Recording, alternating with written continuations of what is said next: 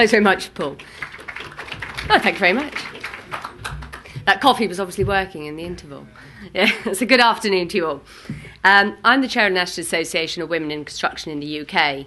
We're a worldwide organisation with over 6,000 members, currently active in the US, the UK, Australia, New Zealand, Canada and South Africa. It was originally set up over 50 years ago to provide networking support and education for women in construction. It started off as a small organisation with 100 members and rose to several thousand within its first year, clearly demonstrating the need for such an organisation.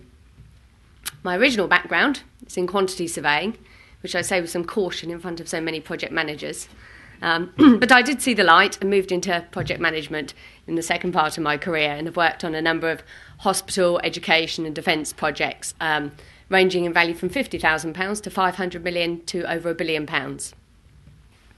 I'm going to talk today a little bit about why I believe we need more women in construction, and then finally touch on how we can go about getting more women into construction. The subtitle to this is The Increasing Number of Women in Construction Project Management and How to Encourage More into the Field. This makes me smile a little. Yes, there is an increasing number of women in construction. When I joined the industry in the late 80s, there was about 9%. By the time we turned the millennium in 2000, we made it up to 10%. A decade later, we're at 12%. So yes, this is an increasing number of women in construction. And at this current rate of growth, in 50 years, we'll have equality. I think this might be a little bit too long.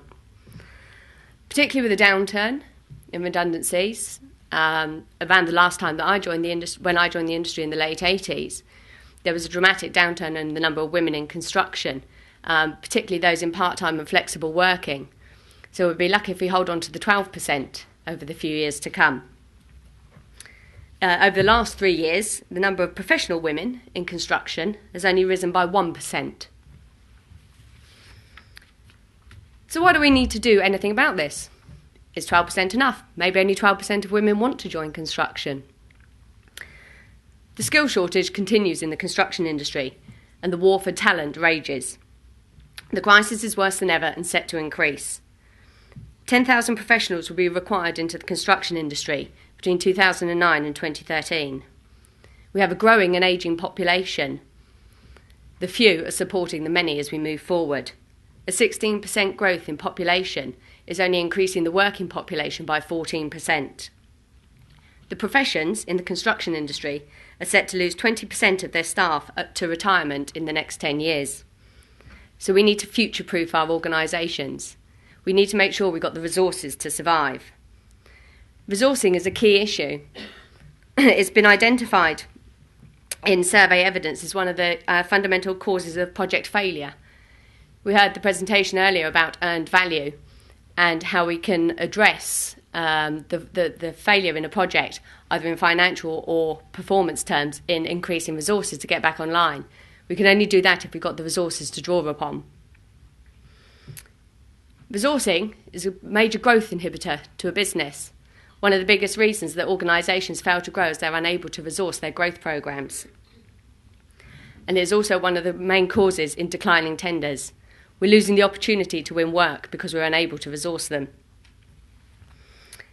And the big news is that women are the majority of the population. 51% of the population are women. So the people who attend the hospitals that we build, the children that attend the schools that we build, the teachers who teach in those schools, the people who live in the houses that we build, they make up the majority of the population. So what we do find is the majority is being built by the minority, designed by the minority. Are we giving people what they really want? Are we representative of what people really want in this industry? If you look at our client mix, they're far more diverse than us as contractors and builders providing services to them. A mixed team is a more creative and diverse team. If we're looking for innovation and new solutions to problems in the future, then we need new people and new ideas. If we stick with the same inputs, we're going to keep achieving the same outputs. So what's the answer? Well, the bad news is there's no silver bullet. There's no one solution. I can't tell you how to increase diversity in your organisations tomorrow. It takes hard work and investment, and it takes time. So we need to act now. The first thing we need is commitment. As organisations, we need to walk the talk. It needs leadership, but it also needs to be deeply ingrained into the culture of your organisation. People need to look closely at their organisations. Are they doing what they say they're going to do? Do you have parity of pay? Do the behaviour of all your staffs reflect a truly diverse and embracing culture? Is there a macho culture? Do we pay lip service to flexible working, part-time working, and then brag about how early we came in the morning and how late we're going home at night?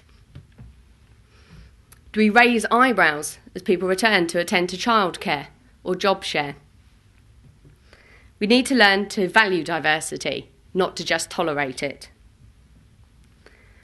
But most importantly, we need to understand the challenge that we're facing. I can't tell you why so many women don't join construction. I think it's the best career I could ever gone into. I've been in the industry over 20 years and I've stayed here. I'm not the person to tell you why women don't want to come into construction. We need to get out there and talk to people and understand the issues and the challenges that are putting them off joining the industry. Don't assume.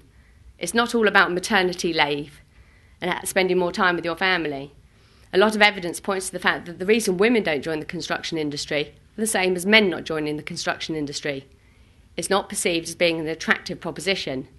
It's not achieved as perceived as an industry that gives you a real opportunity for growth and development.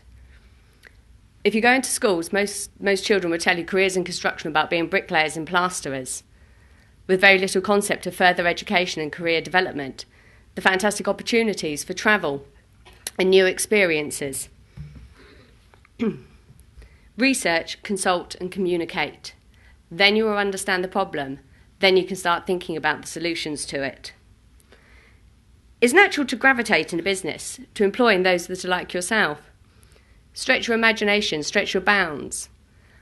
I think I'm the best person at doing my job. I give the best I can every day. So I look for those who imitate me. It needs a broader thinking, more creative mind who can see the opportunity, whether it's diversity by gender, diversity by training, diversity by ethnic background. We need to be able to open our minds to the possibilities, and then we can really come up with new ways of working and moving forward.